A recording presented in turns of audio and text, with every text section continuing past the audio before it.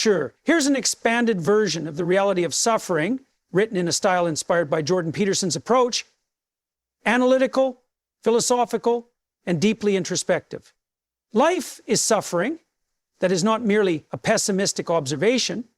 It is a fundamental truth, one deeply rooted in human experience. To deny this is to deny reality itself. Every single person, regardless of their circumstances, will encounter pain, loss, hardship, and failure. That is the nature of existence. The moment we are born, we are thrust into a world of limitation. We are vulnerable, dependent, and subject to forces far beyond our control. At some point, you will encounter illness, your own or that of someone you love. You will lose people who matter to you. You will face rejection, disappointment, and moments of profound despair. You will be confronted with your own inadequacy, your own failures, your own weaknesses. And the question is not whether these things will happen. They absolutely will. The real question is, what do you do in response? There are two primary ways people react to suffering. One is to fall into despair. This is the path of nihilism, the belief that because suffering exists, life itself must be meaningless. This is an easy trap to fall into, and it is one that has consumed many. It begins as frustration and disillusionment, but if left unchecked, it can transform into resentment. And resentment is a dangerous thing. Resentment poisons the soul. It convinces you that the world is unjust, that existence itself is unfair, and that you are a victim of forces beyond your control. It whispers that because life has been cruel to you, you have the right to be cruel in return. That is how people become bitter. That is how people justify destructive behavior, not only towards others, but towards themselves. You see it in those who sink into substance abuse, who sabotage their relationships, who lash out at the world in anger. They tell themselves they are justified in their actions because they have suffered, but all they are really doing is deepening their suffering. Because resentment does not alleviate suffering, it amplifies it. And there is an even darker place this mindset can take you. If resentment festers long enough, it breeds something worse: malevolence. The belief that if life is suffering, then suffering should be inflicted on others. This is where people become truly lost. You see this in the cruelty of tyrants, in the actions of those who take pleasure in destruction, in the atrocities committed throughout history by those who sought vengeance against the world itself. They justify their actions by their pain, and in doing so, they spread suffering even further. But there is another way, a much harder way, a way that requires effort, discipline, and an unshakable commitment to truth. It is the path of responsibility, the path of facing suffering head-on, not as a victim, but as an active participant in life. This is where meaning is found, because if life is suffering, then the only way to overcome it is to bear it properly, to stand up under its weight and move forward regardless. That is what it means to be truly courageous.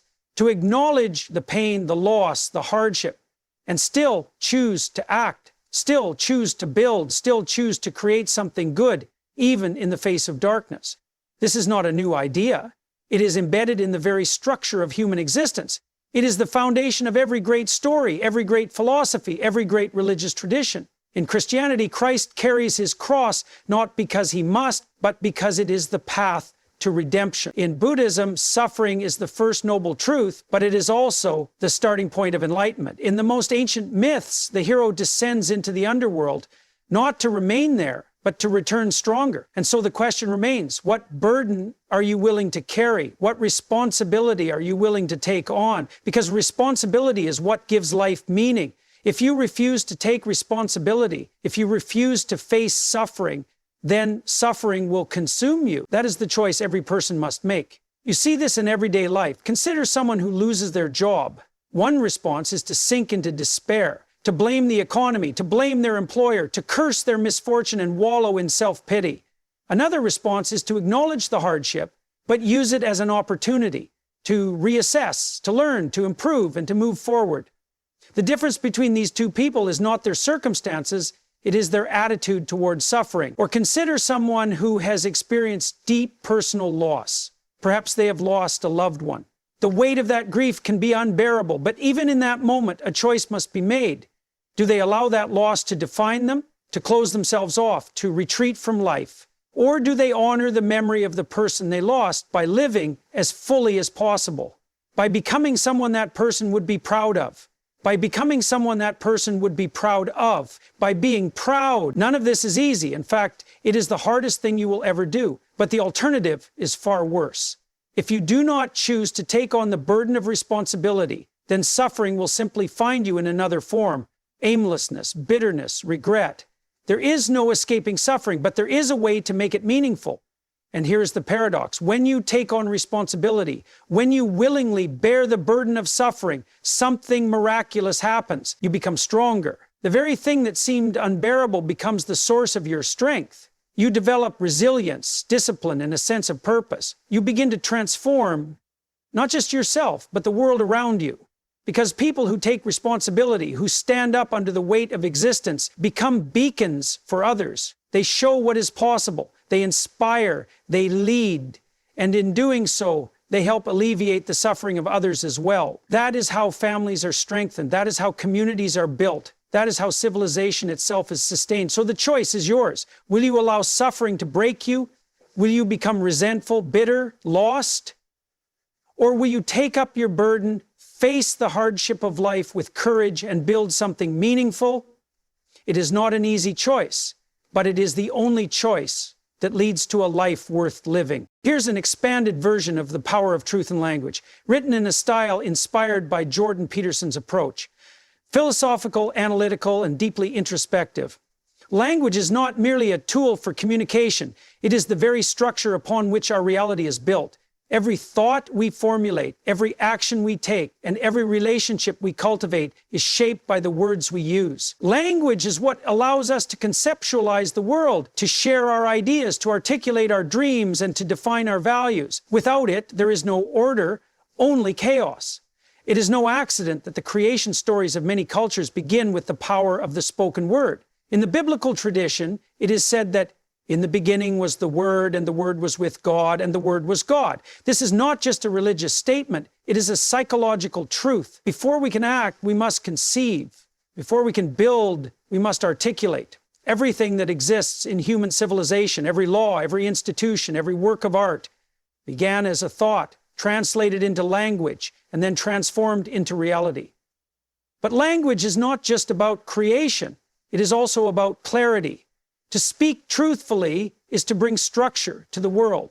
When we name something, we define it. When we articulate a problem, we move towards solving it. And when we express ourselves with precision, we create order out of chaos. That is why truth matters. If we allow our language to become corrupted, if we permit falsehood to dictate our words, then we are not merely making a small error. We are actively distorting reality. We are sowing confusion, making it harder to navigate the world, and ultimately eroding the foundation upon which civilization is built. This is why censorship is so dangerous, not just politically, but psychologically. When people are forbidden from speaking certain truths, they are not merely silenced, they are cut off from reality itself. If you cannot name a problem, you cannot solve it. If you cannot express an idea, you cannot refine it. And if you cannot tell the truth, then you will inevitably be forced to lie. And lies are dangerous because every falsehood compounds itself. The first lie requires a second to sustain it, and then a third, and eventually an entire structure of deception is built. One that is fragile, unstable, and destined to collapse. This is true on both the personal and societal levels. If you lie to yourself about who you are, you will become lost. If a society lies to itself about reality, it will fall into decay. History is filled with examples of what happens when people abandon truth in favor of ideology. Totalitarian regimes thrive on the corruption of language. They redefine words, forcing people to use language not as a tool for truth, but as a means of control. They dictate what can and cannot be said, not because they seek clarity, but because they seek power. And once language becomes a tool of power rather than a tool of truth, people no longer communicate, they manipulate. This is why ideological possession is so dangerous. When someone allows their thinking to be dictated by ideology rather than by careful, honest analysis, they stop engaging with reality. They no longer seek truth, they seek victory. And when truth becomes secondary to ideology, language ceases to be a tool for discovery and instead becomes a weapon Words are no longer used to express reality, but to distort it, to silence dissent, to enforce dogma. You see this happening in the modern world. People are pressured to speak in certain ways, to use specific terms, to accept narratives that do not align with observable reality. They are told that to question is to hate, that to doubt is to oppress, that to speak the truth is to commit harm. But this is not compassion, it is coercion. And coercion is the death of honest discourse. What happens when people stop telling the truth? They become weak. They avoid conflict not because they seek peace, but because they fear the consequences of honesty. They shrink themselves, suppress their thoughts, and live in a state of quiet resentment. And a society filled with people who are afraid to speak the truth is a society on the brink of collapse. But the alternative is difficult. Telling the truth is not easy. It is often painful. It requires you to stand against the tide, to risk rejection, to face discomfort.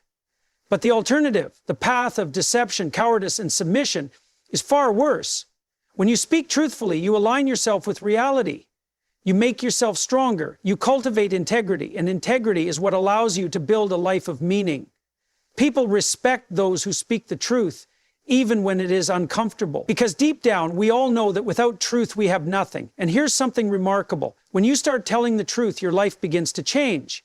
You gain clarity. You start to see things as they really are. You recognize patterns. You solve problems. You make better decisions. And as you become more truthful, you attract people who value honesty. People who will challenge you, help you grow, and stand by you. This is how trust is built. Trust is the foundation of all human relationships, whether between individuals, within families, or across entire societies. And trust is only possible when people speak the truth. If you cannot trust someone's words, you cannot trust them at all. And if people cannot trust one another, society itself begins to fracture. But telling the truth is not just about avoiding lies. It is about speaking with precision. Vagueness breeds confusion. If you do not articulate your thoughts clearly, you will not understand them yourself. And if you do not understand them, you will be easily swayed by others. That is why you must learn to think carefully and speak clearly. If you do not define your own beliefs, someone else will define them for you.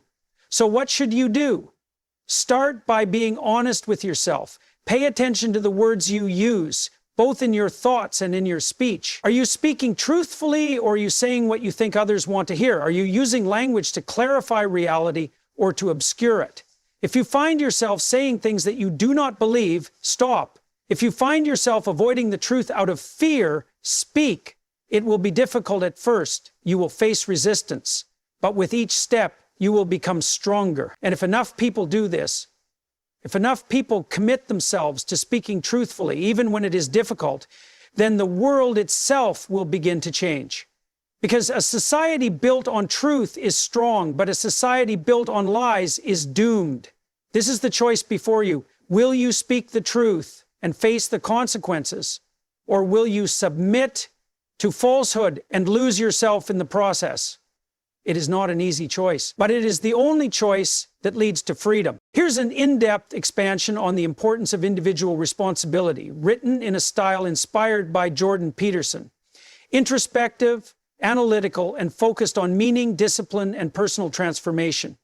Life is complex, unpredictable, and often brutal. It confronts us with suffering, hardship, and chaos at every turn. In the face of such challenges, it is tempting to retreat, to blame external circumstances, to cast ourselves as victims, to look to others for solutions to our problems. But this is a fundamental mistake, because the only real path forward, the only path toward a life of meaning, stability, and strength, is to take responsibility for ourselves.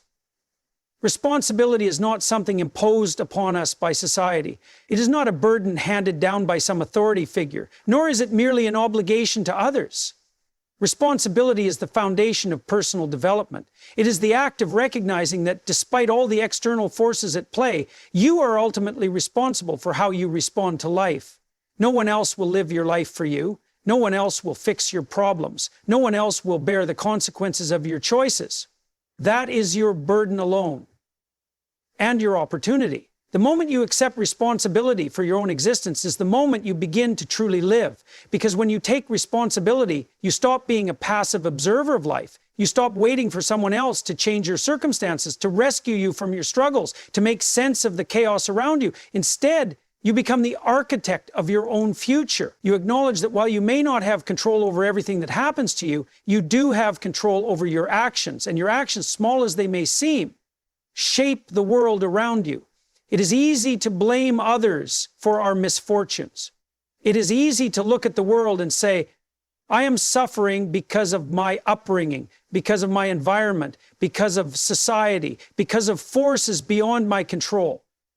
And to some extent, that may be true. Life is unfair. Some people are born into better circumstances than others. Some people face greater obstacles, greater tragedies, greater burdens. But what is the alternative to responsibility? If you do not take responsibility for your own life, then who will? If you refuse to act, if you refuse to strive, if you refuse to bear your own burdens, then your suffering will not only continue, it will deepen. Taking responsibility does not mean that everything will immediately improve. It does not mean that your problems will vanish overnight, but it does mean that you will no longer be helpless in the face of adversity. You will no longer be a victim of circumstance. You will become someone who confronts problems head on, who seeks solutions instead of excuses, who moves forward instead of remaining stuck. There is immense power in this realization. Because once you accept responsibility, you begin to change. You begin to improve. You develop discipline, resilience, and competence. You stop blaming the world and start focusing on what you can do right now in this moment to make your life better. And as you improve, something remarkable happens. The world around you starts to improve as well. Consider a person who takes no responsibility. They wake up late, they neglect their health, they let their relationships deteriorate, they allow themselves to become bitter and resentful. They see themselves as victims, and because they refuse to act, their situation only worsens. Their lack of discipline leads to failure, which leads to frustration, which leads to more inaction. This is a downward spiral, and it is one that many people fall into without even realizing it. Now consider someone who takes responsibility. They wake up with purpose. They work toward their goals, even when it is difficult. They acknowledge their weaknesses and strive to improve them. They take care of themselves physically, mentally, and emotionally. And because they take responsibility for their own well-being, they become stronger. Not just for themselves, but for the people around them. They are more reliable, more capable, more trustworthy. Their relationships improve, their opportunities increase, their sense of purpose deepens. This is not an abstract idea. It is a concrete reality. Every time you choose to take responsibility, you set yourself on a path toward growth. And every time you avoid responsibility, you move in the opposite direction, toward chaos, toward weakness, toward meaninglessness. Taking responsibility also means confronting uncomfortable truths. It means looking at yourself honestly and admitting where you have failed. It means acknowledging that you are not as disciplined as you should be, that you have made mistakes, that you have fallen short of your potential. This is not an easy thing to do. It is painful. But it is also necessary, because if you refuse to acknowledge your own shortcomings, you will never overcome them. This is why self-deception is so dangerous. It allows us to avoid responsibility by telling ourselves comforting lies. We tell ourselves that our failures are someone else's fault, that we are powerless to change, that we are already doing everything we can, even when we know deep down that we are not. But these lies do not protect us. They weaken us. They prevent us from growing, from improving, from becoming who we are capable of being. Responsibility is also what gives life meaning. Imagine a life without responsibility, one where nothing you did mattered, where no one depended on you, where there were no goals to strive for, no burdens to bear. Such a life would not be liberating, it would be empty. Because meaning is not found in comfort or ease, it is found in challenge. It is found in struggle. It is found in the effort to build something worthwhile, to contribute to something greater than yourself, to take on the difficulties of life and face them with courage. This is why great people, those who inspire us, who change the world, who leave a lasting impact, are always those who take on immense responsibility. They do not seek the easy path. They do not avoid hardship. They willingly bear burdens because they understand that responsibility is the price of greatness. But responsibility is not just for the extraordinary, it is for everyone. You do not need to be a world leader or a revolutionary thinker to take responsibility for your life. You only need to start where you are. Set your house in order, take care of your body, improve your mind, strengthen your relationships. Be someone that others can rely on. Do what is within your power to do, and do it well. If enough people take responsibility, the world itself begins to change. Because society is not some abstract entity, it is a collection of individuals. When individuals take responsibility, families become stronger, communities become healthier, institutions become more stable, and when people refuse responsibility, the opposite happens. Society weakens, institutions crumble, and chaos prevails. So the choice is before you. Will you take responsibility for your life, or will you shrink from it? Will you step up, confront your challenges, and build something meaningful, or will you allow yourself to drift, making excuses, avoiding effort, and blaming others? It is not an easy choice. Responsibility is difficult. It demands effort, discipline, and sacrifice. But it is the only choice that leads to a life worth living. Because in responsibility you will find strength, in responsibility you will find growth, and in responsibility you will find meaning. Take up your burden, face the world, do what must be done. Because if you do, you will not only transform yourself, you will transform everything around you. Here's an expanded version of the fight against chaos, written in a style inspired by Jordan Peterson's deep, analytical, and introspective approach. Life is an endless battle against chaos. It is the force that threatens to consume everything, our stability, our order, our sense of meaning. It lurks in every neglected responsibility, every unspoken truth, every act of cowardice that allows disorder to spread. And unless we actively fight against it, chaos will claim us. It is not an enemy that can be ignored. It must be confronted directly and consistently with discipline, courage, and truth. Chaos is not merely external. It is not just the unpredictable world around us, the natural disasters, the economic collapses, the political upheavals. It exists within us. It is the part of ourselves that refuses discipline, that seeks the easy path, that succumbs to laziness, resentment, and despair. It is our own worst impulses, our tendency to avoid responsibility, to deceive ourselves, to indulge in short-term pleasure at the cost of long-term well-being. Chaos manifests in many ways. It is present in the messy room that remains uncleaned, in the difficult conversation that is avoided, in the goals that are never pursued. It starts small, subtle, seemingly insignificant. But if left unchecked, it grows. A cluttered room becomes a cluttered mind. A neglected relationship turns into a broken one. A single bad habit becomes a lifestyle of dysfunction. And before we know it, we find ourselves surrounded by disorder, wondering how everything fell apart. This is why we must fight. The fight against chaos is the fight for structure, for purpose, for meaning. It is the decision to take action rather than remain passive, to speak the truth rather than hide behind deception, to move forward rather than retreat. It is not an easy battle. Chaos does not give way willingly. It resists, it pushes back, it whispers tempting lies. You can deal with this later. It's not your fault. Just take the easy way. And if you listen to those whispers, if you allow yourself to fall into complacency, chaos wins. One of the most insidious aspects of chaos is that it does not always appear as destruction. Sometimes it disguises itself as comfort. It tells you to stay where you are, to avoid difficulty, to do what is pleasant instead of what is necessary. It tells you that your problems are someone else's fault, that you do not need to change, that effort is not required. And many people fall for this illusion. They choose comfort over discipline, ease over responsibility, stagnation over growth. But what they do not realize is that by choosing comfort today, they invite suffering tomorrow. Because chaos does not stay contained, it spreads.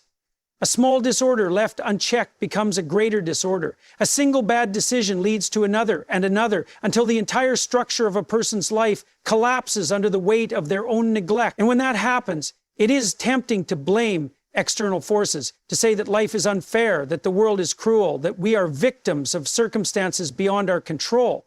But that is another lie, another deception that allows chaos to thrive. Because the truth is this: no matter how much disorder exists in the world, we have the ability to fight it. We may not control everything, but we do control how we respond. The battle against chaos begins with responsibility. The moment you take responsibility for your life, you take the first step toward order. You recognize that your actions matter, that what you do today shapes what happens tomorrow. You stop waiting for someone else to fix things. You stop making excuses. You accept that it is your job to bring order to your world, no one else's. This starts in the simplest ways. It starts with cleaning your room, with organizing your thoughts, with setting clear goals and working toward them. It starts with telling the truth, even when it is difficult, even when it might cost you something. It starts with facing your fears instead of running from them, with standing up straight instead of slouching, with making the choice every single day to be better than you were yesterday. And as you do this, something remarkable happens.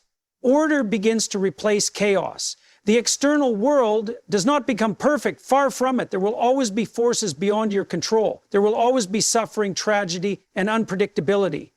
But you become stronger. You become someone who can face those challenges instead of being crushed by them. You become someone who can bear the burden of existence without collapsing under its weight. And that is no small thing. In fact, it is everything. Because the more you fight against chaos in your own life, the more capable you become of helping others do the same. When you are strong, disciplined, and truthful, you inspire others to be the same. You become a force for stability in a world that desperately needs it. This is how families are saved, how communities are strengthened, how societies endure, not through grand revolutions, not through sweeping external changes, but through individuals who take it upon themselves to create order in their own lives. A strong society is built from strong individuals, and strong individuals are those who have fought and conquered the chaos within themselves. But make no mistake, this fight never ends.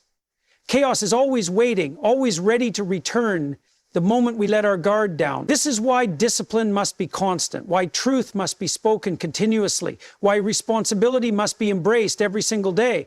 The fight against chaos is not one great battle. It is a lifetime of small daily victories. And each victory, no matter how small, matters.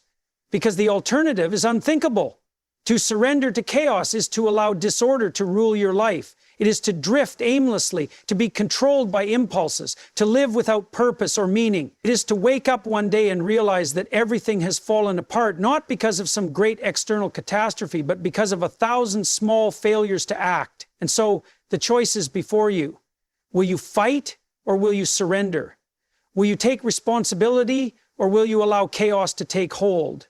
Will you face life with courage or will you hide in comfort and deception? It is not an easy choice. The fight against chaos is exhausting. It demands effort, sacrifice, and unrelenting commitment. But it is also the only choice that leads to strength, to growth, to meaning. It is the only choice that allows you to build something of value, to create a life that is stable, purposeful, and worth living. So start now. Do what you can with what you have, where you are. Bring order to your world, even in the smallest ways. Fight against chaos. Not just once, but every single day, because in that fight you will find not only strength, but the very purpose of existence itself.